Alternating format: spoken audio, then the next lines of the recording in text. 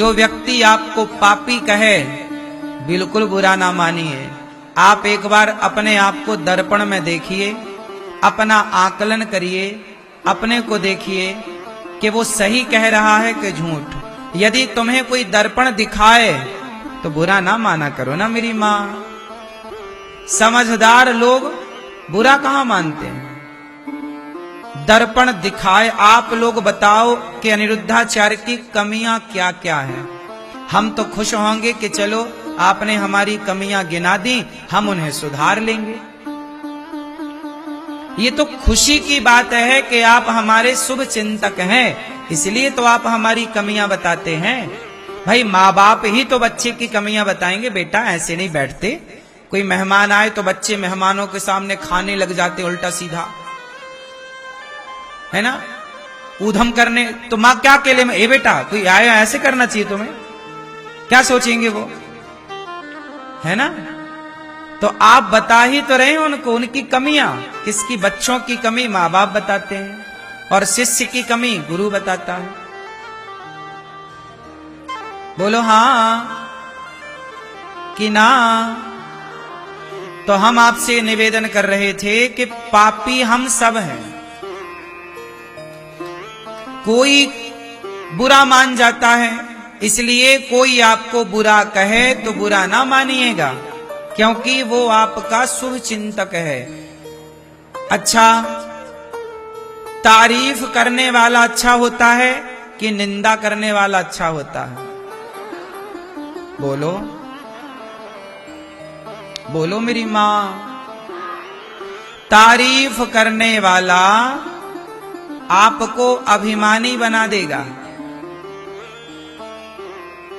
आपकी प्रशंसा ज्यादा चारों ओर से आई, आप हो गए अभिमानी। अभिमानी हो गए तो हो जाएगा पतन। बोलो हां। तो आपकी स्तुति, आपकी प्रशंसा आपका पतन कर सकती है, लेकिन आपकी आलोचना, आपकी बुराई कोई करे तो उसे सुन करके आप निखर सकते हैं, चमक सकते हैं, उसे सुधार कर। ऑप्शन है चमकने का। निंदा के बाद, प्रशंसा के बाद तो गिरने का ही एक ऑप्शन रह जाता है। बात सही है कि गलत है? इसलिए अपने आसपास अपने प्रशंसक ना रखो, अपने आसपास निंदक रखो। मीन्स आपकी कोई कमी जरा होए तो सामने वाला बता सके। लेकिन आप लोग आदी हो गए हैं प्रशंसा, झूठी प्रशंसा। लोग नेताजी के झूठे ही जयकारा लगा रहे हैं, नेताजी जिंदाबाद, जबकि नेताजी कुछ नहीं कर रहे हैं, फिर भी झूठे। सबको प्रशंसा सुननी है, हाँ या ना? आजकल तो बूढ़ों को बूढ़ा कह दो तो बुरा मान जाते हैं। ए बूढ़ा कह रहा, हम बूढ़े हो गए क्या? ये माताओं को कोई आंटी कह दे तो मुंह बना लेती है, मैं आंटी हूं।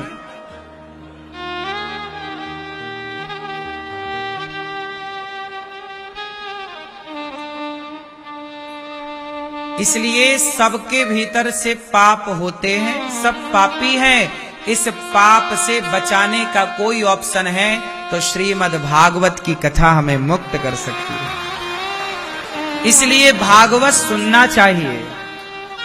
जैसे कपड़ा गंदा है तो गंदा है तो अब क्या करोगे? बढ़िया साबुन लगाओ, धो, साफ भी हो सकता है। उसी तरह यदि हम पापी हैं तो डरने की बात नहीं, पापी सब हैं। बस कोई उस पाप से बचने का प्रयास करके बच जाता है, तो कोई पापी होने पर भी पाप से बचने का प्रयास नहीं करता। सुनो, ये बात हम नहीं कह रहे, भगवद गीता में भगवान कृष्ण कह रहे हैं अर्जुन को। क्या कह रहे हैं? ए अर्जुन, सर्वधर्मान् परित्यज्य मामेकं शरणं व्रज अहम त्वा सर्व पापेभ्यो मोक्षयिष्यामि मा शुचः।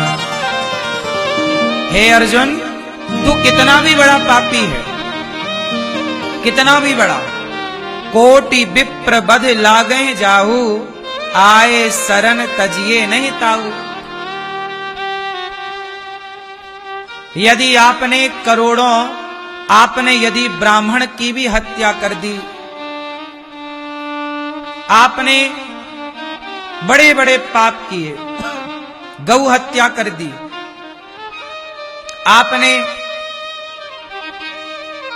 शराब पी करके पाप किया, मां पर हाथ उठाने का पाप किया, पिता पर हाथ उठाने का पाप किया, ये सब बड़े बड़े पाप हैं। मां पर हाथ उठाना, पिता पर हाथ उठाना, गाय की हत्या करना, ब्राह्मण की हत्या करना, बालक की हत्या करना, बाल हत्या। यदि ऐसा भी पापी भगवान कहते हैं मेरी शरण में आ जाए और आ करके वो कह दे कि प्रभु मैं अपराधी हूं, मैं पापी हूं, हां मैं स्वीकार करता हूं कि मैं पापी हूं। एक तो है पापी स्वीकार कर लेता है कि हां प्रभु हम पापी, पर जैसे हैं अब आपके हैं, ये तो हो गई स्वीकार गलती। लेकिन एक होते हैं कि जो है पापी, पर नहीं, आप उन्हें कह नहीं सकते पापी, उन्हें तो पुण्यात्मा सुनने की आदत है पापी, पर स्वीकार नहीं कर रहे हैं वो कि हम पापी हैं। इसलिए भगवान कहते हैं कि जो भागवत सुनता है, भागवत की शरण में आना ही भगवान की शरण में आना है। इसलिए भागवत सुनना चाहिए। क्यों सुनना चाहिए भागवत? क्योंकि व्यक्ति पापात्मा से पुण्यात्मा हो जाता है, पाप मुक्त करती हैं भागवत जी। पर शर्त है कि आपने पाप किए, शरण में गए, क्षमा मांगी भगवान से, अब नहीं करूंगा, तो आगे वो पाप दोहराइए मत जो किए। बात सही है? मैया मैया जा रही हो मेरी मां? आई और चल पड़ी, जाओ जल्दी आना। तो हम पापियों को क्या करना चाहिए? भागवत सुनना चाहिए और अपने आप को किसके हवाले कर देना चाहिए? हाँ, अच्छा ये बताओ, यदि किसी आदमी से एक्सीडेंट हो गया, ट्रक वाले क्या करते हैं? कई बार क्या होता है, ट्रक वालों से एक्सीडेंट हो जाता, जानकर तो देखो कोई नहीं करता, लेकिन गलतियां और धोखा तो सबके साथ हो जाता है। ट्रक वाले यदि एक्सीडेंट करते हैं और यदि पब्लिक पकड़ ले, तो फिर एक्सीडेंट करने वाले को मार डालती है पब्लिक। सही है कि गलत है? फिर ट्रक वाला क्या करता है? तुरंत भागकर आसपास के पुलिस स्टेशन में खड़ी कर देता है गाड़ी। वो पुलिस के पास सरेंडर कर दिया तो बच गया कि नहीं? बोलो हां, बोलो हां। और ना करता, पब्लिक के हाथ लग जाता तो मर जाता। ऐसे ही है, गलती तो हो गई, पाप तो हो गया, पर दौड़कर भगवान के चरणों में सरेंडर कर दो।